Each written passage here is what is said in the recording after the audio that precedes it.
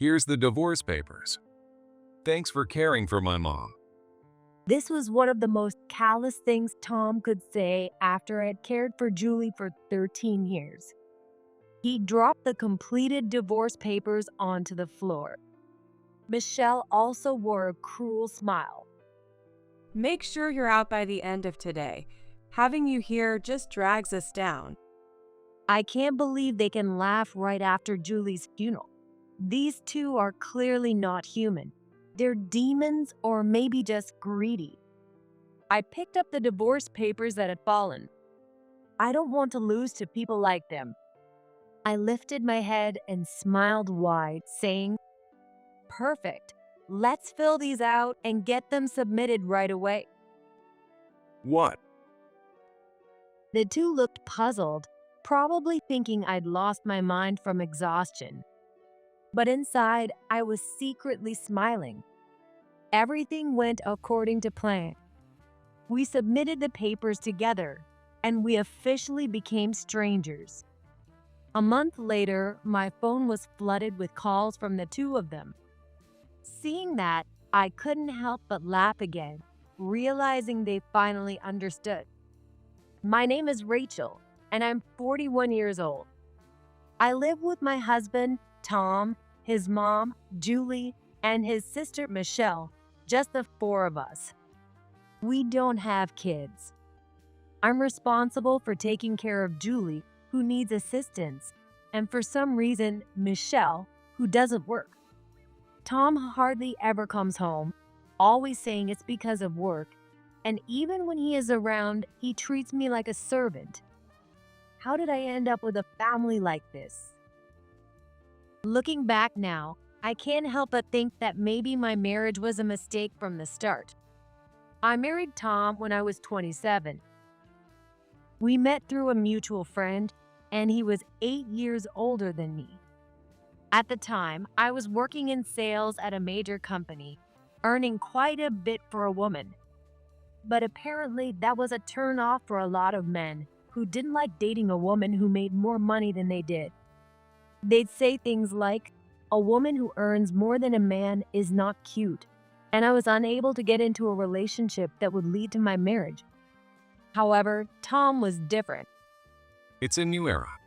Women can earn money too.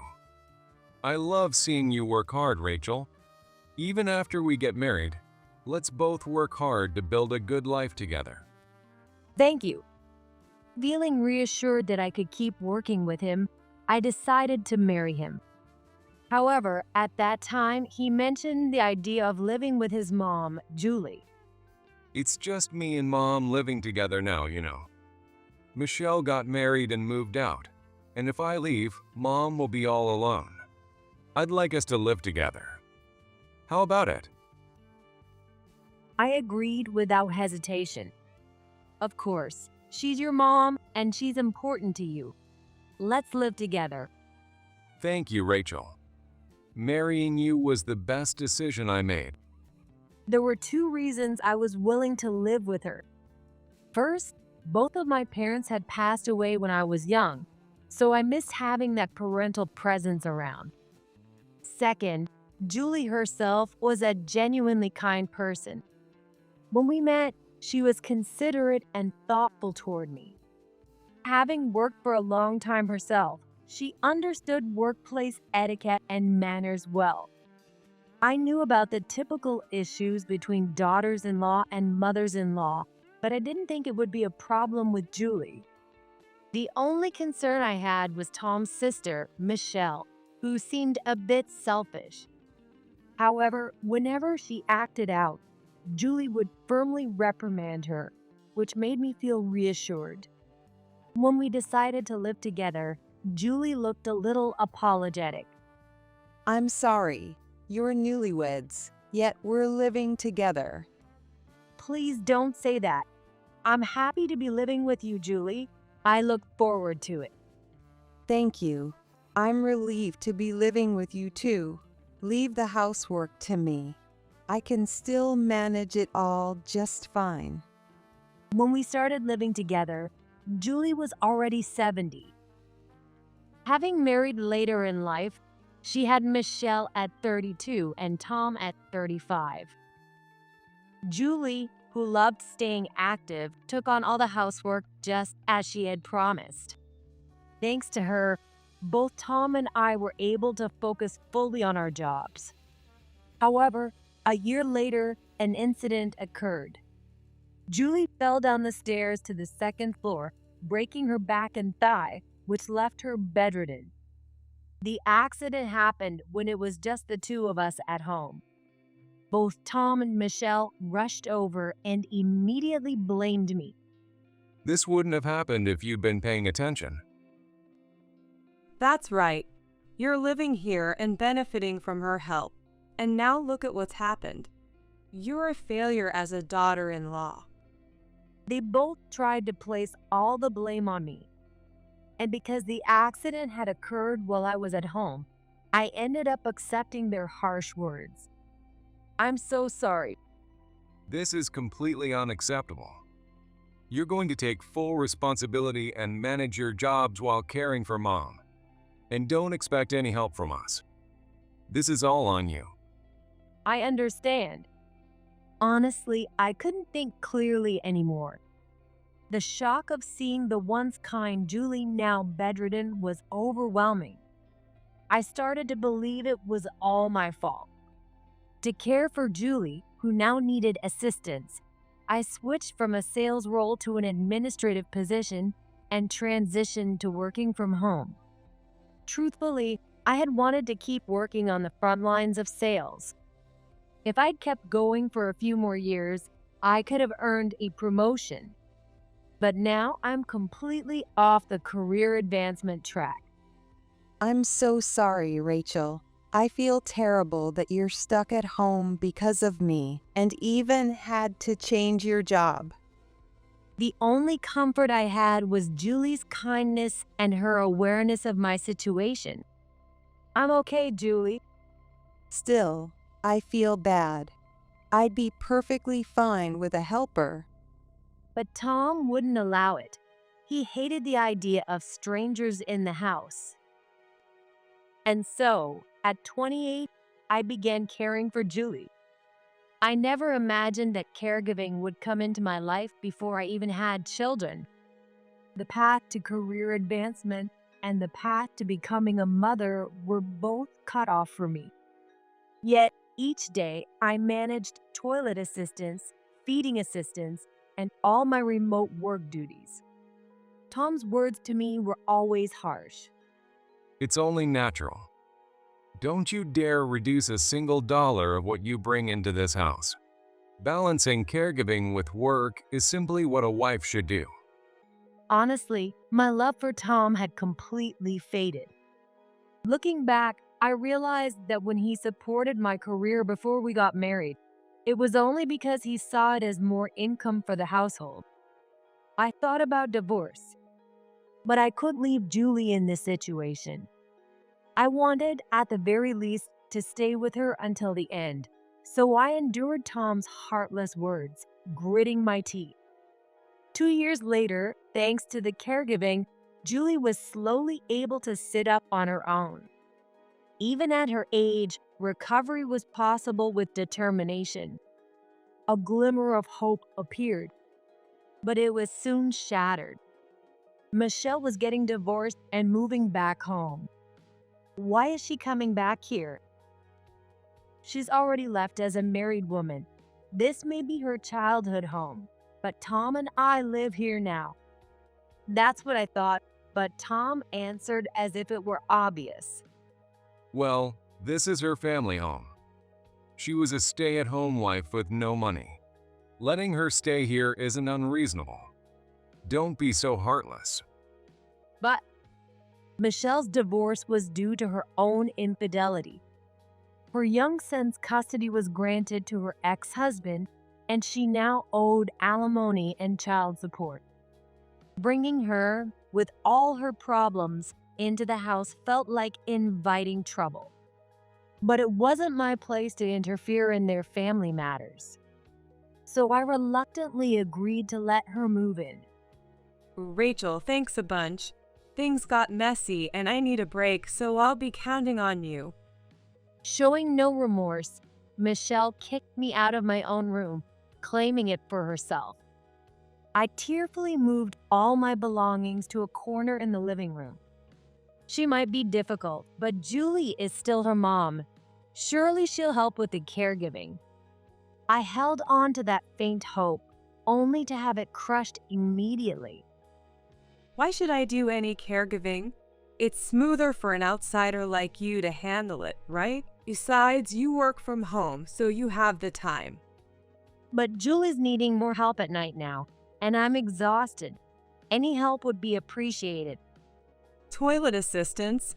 Are you kidding me? Expecting me to pitch in is just plain audacious. Michelle never lifted a finger to help with the caregiving. And that was the real beginning of my nightmare. Michelle lazes around the house without working, and when she does go out, she spends recklessly. She never cooks, washes, or cleans, so I took care of her all. Michelle insists that all of this is my duty as Tom's wife. On top of that, she constantly insults and criticizes everything I do. Hey, didn't I say I need my clothes washed with a specific fabric softener? Can't even manage a simple load of laundry, you know? And Rachel, your cooking is just so heavy. Can't you make it a bit healthier? Poor mom has to eat this too, you know. Rachel, are you seriously younger than me? You look so worn out. You're practically a grandma already. Michelle seems to take great pleasure in tormenting me. She does it as if it were some sort of game, like a cat toying with a mouse. Before, Julie would have scolded her for this, but now bedridden, she no longer has the strength. Since Michelle returned, Julie seems to be getting weaker, or maybe it's just my imagination. As for Tom, he shows no concern, even when he sees this happening. I had completely given up expecting anything from him. Then one day, I overheard something shocking. After helping Julie to the bathroom one night, I went downstairs to grab a cup of coffee, only to hear Tom and Michelle chatting over drinks in the living room. I stopped, listening behind the door. Rachel's working so hard, and we don't even have to touch Mom's inheritance. Tom said, sounding pleased. They were talking about me. I froze, and then Michelle's voice followed. You really found yourself a good little servant. She works remotely, brings in money, and takes care of Mom with total dedication. This way, we won't have to dip into Mom's savings, and the inheritance for us will be even bigger. Got it? Don't ever let her use money for caregiving. Of course. I've told her it'd be cruel to put Mom in a home or hire outside help. She's managing fine for now. She can keep going until Mom passes. And once Mom's gone, They exchange smug smiles. We'll kick her out. I sank to the floor, trying not to be noticed. To Tom and Michelle, I was just a caregiver for Julie, someone they could discard once she was gone. But that much was obvious. I had already decided that once this was over, I'd leave without looking back. What truly hurt was realizing they had absolutely no love for Julie. They refused to use any of her savings on a caregiver or a facility to save every last cent of her inheritance. It was sickening to think their motives for living together were purely financial. I never realized just how greedy and shameless they were. I stood up, heart heavy with sadness, and made a firm resolve. This can't go on like this. This isn't right. From then on, the caregiving life became a struggle beyond words. Julie's health continued to decline with her age, growing weaker day by day. As she lost the ability to do more things, she began to lose confidence. With her increasing level of care, Balancing my remote job became nearly impossible, and in the 5th year of caregiving, I left my job. How could you do something so selfish? We're losing an income. Tom, of course, was furious, but I was exhausted. I just can't take my eyes off Julie anymore. Lately, she started to show signs of dementia. Then at least do some piecework from home. Useless. Understood. Tom completely treated me like a nuisance, pushing me aside. He probably wanted the caregiving to end quickly and for me to leave as well, now that I was worn out and no longer cheerful. I wish Mom would just pass already. I once overheard him say this awful phrase. His mind was focused entirely on the inheritance that would come after Julie's passing. Greedy doesn't even begin to describe him. Michelle was no different. She remained uninvolved in caregiving and seemed to live solely to torment me. And even the once kind Julie gradually succumbed to dementia. By the time the caregiving life had reached its 10th year, it seemed she had completely forgotten who I was. Hi, what a lovely young lady. Thank you so much. Sometimes Julie was gentle, but other times she wasn't. No, who are you? A thief? I'm scared. Dad, help me. Julie's memory often became confused. I managed Julie carefully, trying not to scare her, and soothed her when she became upset.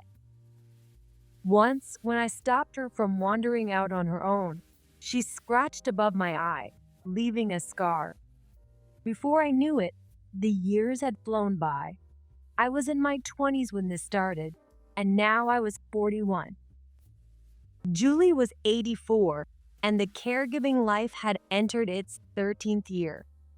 And finally, the day arrived.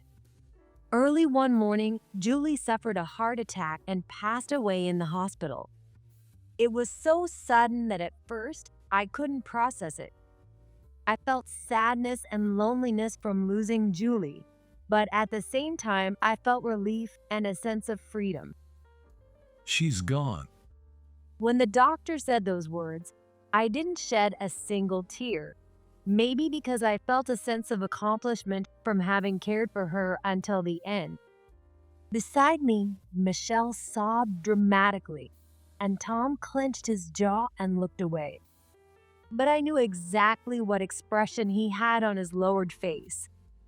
Julie's funeral passed by in a blur.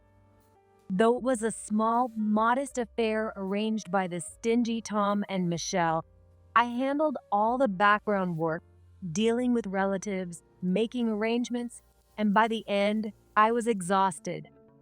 As I was cleaning up the drinks in the kitchen, Tom and Michelle, already dressed in their casual clothes, walked in.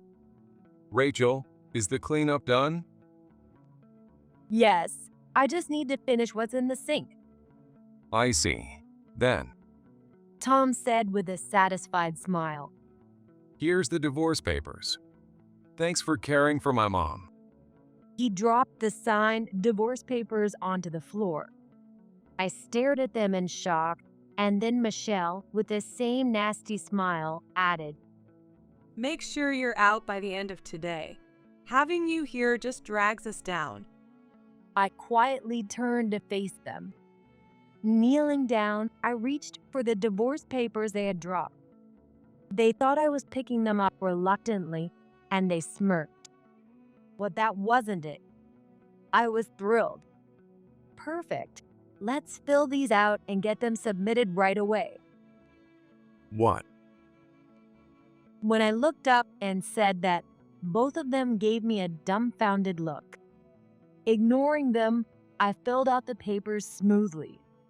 Inside, I was grinning to myself. Everything went according to plan. These two are just so predictable. They seemed confused by my unexpected reaction, but I didn't care. I had been waiting for this moment for 13 years. The moment I could finally get a divorce. All right, now let's head to file it. It's best if we both witness it being officially submitted. Yeah, right. Tom snapped to attention, nodding in agreement. Trying to regain control, he snatched the divorce papers from me. Fine, then go get changed. That gloomy funeral attire won't do any favors with the office staff. Calling it gloomy right after the funeral. These two feel nothing about saying goodbye to their own parent. Understood. I said that and left the living room, hearing their confused voices behind me. What's with her attitude? She should be more upset. This is no fun. Come on. She's just putting on a brave face, obviously. But once she's officially out of here, we're free. Legally, she doesn't have any claim on the inheritance. Though knowing Mom, she might have left something for her. Best to get her out before she figures that out. Exactly. Mom's jewelry and designer items are all mine. So that's their plan, as I expected. I sighed. Kicking me out right after the funeral was just to ensure I couldn't claim anything Julie might have left for me. Classic moves for two people so greedy. Little did they know, I was fully aware of it all. Sorry to keep you waiting. Let's go. You're slow. Always causing trouble right up to the end. I've put your things right there so you can leave right after filing. Sure enough, in the corner by the entrance, there was my bag.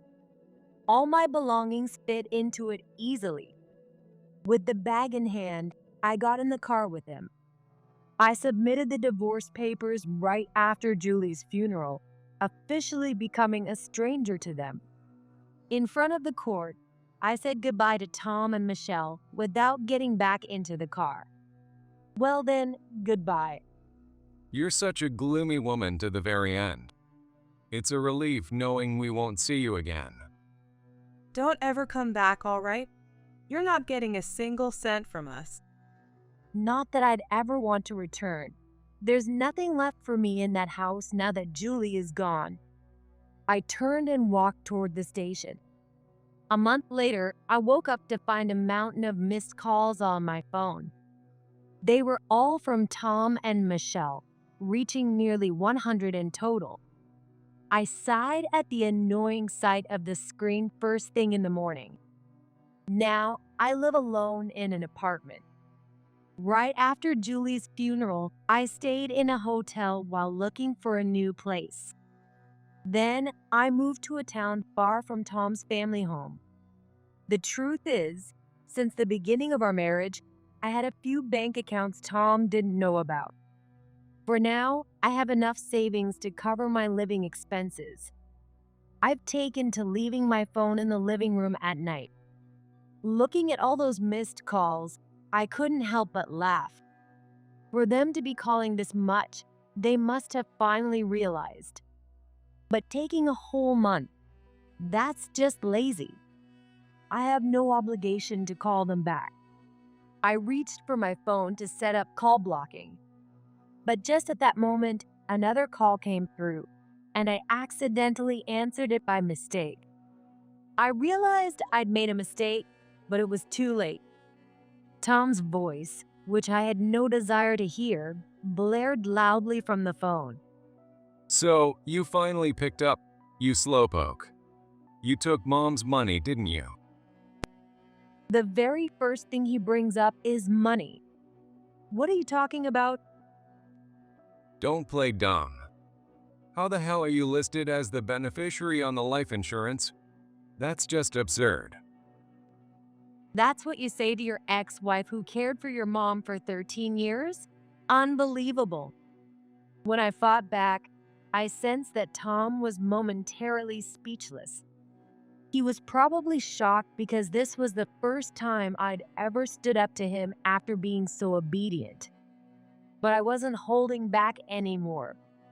I figured this accidental call was a chance from above to finally speak my mind, so I decided to lay it all out. The life insurance was something Julie herself suggested. She felt bad for me and wanted to leave me something. That's all there is to it. That's a lie. It's not a lie. This is an undeniable fact. I recall the time when Julie was still herself, before dementia set in. Rachel, I feel so guilty for all that you've done for me. If it's all right, could you take this as a thank you? Julie initially tried to give me her jewelry and designer items. They were certainly valuable, and selling them could fetch a good amount. But Michelle had her eye on them, and she even knew where they were kept. "I'll be fine, thank you." Since I was reluctant, Julie still wanted to find a way to leave something for me. That's why she changed the beneficiary of her life insurance. The inheritance will go to those two. Even if I leave a will, they'll still have the right to claim their legal share, and knowing them, they won't overlook a penny when it comes to money. Well, that's true. But life insurance isn't part of the inheritance. They can't take that from you. Rachel, I'm asking this as a favor. I wouldn't be at peace if you, who cared for me, received nothing. Julie understood Tom and Michelle well, thought it through, and ensured I had a share. I didn't particularly want the money, but it made me happy that Julie cared about me and took action like this. I accepted her proposal gratefully. At that moment, I resolved to care for Julie properly until the end. It was my way of repaying her kindness. And it also meant protecting her from the cold-hearted Tom and Michelle. You tricked Mom, didn't you? You must have influenced her to change it while she was still dealing with dementia. Stop accusing me. You can check the date on the change. Julie was fully aware when she did it. She even consulted with an attorney. So if you're that suspicious, go ahead and verify it. But that's not all. A loud noise erupted on the other end of the line. Apparently, Michelle was nearby, and her voice cut in sharply. Well, Mom had a secret account separate from her regular savings, and there's a huge amount missing. $10,000. You didn't take it, did you? Oh, that. The truth is, Julie had another savings account she hadn't told her family about. A diligent saver, Julie had quietly built up a secret fund over the years. She had told me about it before she passed, and we had a conversation about it. It makes me sad to think of this money going to those two. They'll just waste it all, just like they have with the current savings. Oh, Julie. Before her dementia set in, Julie was fully aware that they were squandering her assets. She knew they were counting on her inheritance, refusing to use welfare services just to save money, and even hoping for her passing. Julie muttered sadly, If only I could leave it to my grandson. That poor child had to go through the pain of his mom's affair.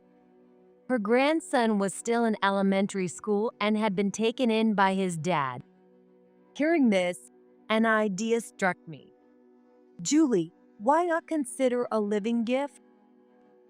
A living gift? But wouldn't that be a burden with all the taxes? If you send it regularly, I'm sure he'll appreciate it. Julie nodded at my suggestion. I discreetly used my phone while Michelle was in the bath so she wouldn't notice. I secretly noted down her ex-husband's contact information and gave him a call. At first, he was surprised by Julie's offer, but he accepted it gratefully. Wanting to thank Julie, he had a video call with her through my phone. Thank you, Rachel. I never thought I'd get to talk to my grandson like this. Michelle insists I shouldn't meet him, saying it's unnecessary now, and I'd resigned myself to never seeing him again. This is such a gift. I'm glad to hear that, Julie. Julie's eyes filled with tears. And until her dementia set in, I continued to handle the transfers for her. When Michelle found out about this, she predictably lost it. A living gift to my son? Why didn't you go through me, his mom? This is outrageous. Mom, don't make me laugh. You had an affair and gave up custody. Now you want to act like his mom? If we had gone through you, you'd have just taken the money for yourself. Don't worry. Your ex-husband is a responsible man, and he's using it for your son's education. Michelle's lack of care for her son was obvious. She hadn't even invited him to Julie's funeral, despite him being a direct descendant. To her, he was a mere afterthought. How dare you, acting high and mighty when you're nothing but an outsider? That's right, I am an outsider now. So we're done here, aren't we? I was about to hang up, but they kept ranting. Frustrated by their persistence, I made up my mind. If it's come to this, I'll confront them directly. I invited them to my apartment. Why should we have to come to you? They were furious at first, but eventually agreed, motivated by money. As I waited for them, I couldn't help but think how endlessly greedy they were. After a while, the intercom rang. When I answered it, the concierge looked confused, which made me chuckle. Got it? I'm sorry. I'll handle it, so please tell them to wait in the lobby. Understood. I left my room and went down to the lobby. There, I found Tom and Michelle standing awkwardly with puzzled expressions. They weren't sitting on the guest sofas, probably because they weren't sure if it was appropriate for them to do so. Unfamiliar with how to behave in such settings, they seemed to have confused the staff at the front desk as well. I greeted the concierge who had helped me, then turned to the two of them. The moment they saw me, they rushed over, looking like lost children. Their eyes were filled with a strong sense of confusion. Is that you, Rachel? No way. It's someone else. His rude remark caught me off guard, but it was understandable that they were shocked. Finally free from caregiving, I had taken the time to present myself better, shedding the scruffiness I once had. It's been a while. I stood tall and faced them. Startled, Tom quickly closed his mouth, which had been hanging open in disbelief. Still, what the heck is this place? Isn't this one of those luxury condos? How did you? Be quiet. Please follow me. Ignoring their agitation, I led them to the elevator. In the eerily quiet elevator, the faint sound of their excited breaths made me slightly uncomfortable. When I brought them to my apartment, their excitement flared up again. This was the upper level of the building. With a great view, it must seem like a dream to them. How do you have so much money? Of course, Tom immediately brought up money. Given his nature, he probably wouldn't realize the secret I'd kept. The truth is, my late parents were modestly wealthy. They left behind a considerable inheritance, but I never touched it. I invested in stocks, and it just kept growing. That's all there is to it. My parents, who passed away when I was young, they were both hard workers who lived their life prudently. Wanting to be like them, I focused on earning my own way without tapping into their inheritance. I worked for a large corporation, thriving on the front lines in sales. The joy of working was something my parents taught me as they set a serious example with their hard work. Why didn't you say anything while we were married? This is basically marriage fraud. I was afraid you'd be blinded by money. I thought I'd build trust during our marriage and then tell you when the time felt right. But I couldn't build that trust. I looked down and said, I figured it out early in our marriage, but you're a money grubber. You're relying on your parents' savings and are solely focused on inheritance. If you had realized I actually had money, what would you have done? You would have stopped working and relied on my finances. Of course, we're family, so everything is communal property. Your money and your labor are all fair game because we're family. I see. That's how you are. But right now, you and I are strangers. That reasoning doesn't apply anymore. When I said that, Tom grit his teeth in frustration. He was probably thinking about the big fish he let get away and feeling low about it. In a fit of regret, Tom snapped back. You're just going to waste away that inheritance too. Now that you've lost your jobs, how are you going to pay rent? You'll be broke in no time. And don't come crying to me when that happens. I couldn't help but laugh. How utterly clueless can he be? You say you're going to waste it too. So you're the one who's likely to squander Julie's inheritance? Well, Don't worry, this apartment is my asset. I have rental income from other places as well. Hearing that, Tom was shocked and sank to his knees. no way. He kept repeating that while looking downcast. I raised my voice to address both of them. Now you see that our worlds are different. This is the last time you're coming here. I'll inform the concierge that you're banned from entering. You won't even be able to get into the lobby. Who would even want to come here? Even if you asked, I wouldn't. I wouldn't know about that. You'll be signing an agreement. I'll go get it, so just sit and wait. With that, I went to fetch the documents I had set aside in another room. While I couldn't enforce a legal restraint, it wouldn't hurt to have them sign something. In fact, I had also set a trap to ensure they wouldn't come back. Hopefully, they'll fall for it. I'm done with a lying woman like you. Tom grumbled as he scribbled with the pen. Hey, Rachel, this is okay, right? Michelle smiled contentedly, obediently signing the agreement. From the looks of it, it seemed they had fallen right into my trap. Yes, I confirm receipt. I got both Tom's and Michelle's signatures. If they try to get involved again, this should hold some power. After handing it over, they left, displaying their lingering attachment, but at least they finally left. Little did they know, at that moment, they were digging their own graves. What they didn't realize was that I had hidden cameras set up in my house. Later, I could check the footage showing their greedy behavior clearly. The moment I stepped away to retrieve the agreement, Tom snatched a watch, and Michelle grabbed some jewelry.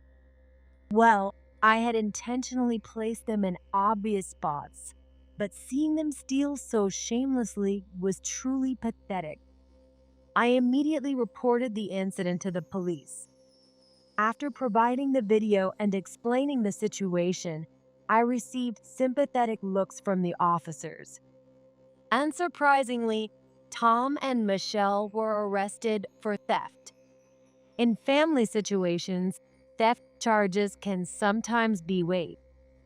However, we were no longer family since the divorce papers had been accepted. We could file charges against each other, and they could be arrested. With the already limited assets diminished further by fines, Tom would lose his job as well. Oh my God. I got fired from my job. Michelle, you need to start working and bring in some money. What? I absolutely refuse to work now. Is that really what you should be saying right now? Now, Tom was juggling part-time jobs, while Michelle was struggling with a job she wasn't used to. The greedy guys would likely continue to bicker and live together in conflict for the foreseeable future. As for me, I naturally enjoy working, so I started a new job. thinking that no company would hire someone in their 40s as a full-time employee. I decided to start my own business instead. It's a home care service company. After caring for Julie for 13 years, I realized, in the end, it's best for a person to have someone caring by their side. I think of Julie's smile as she happily chatted with her grandson.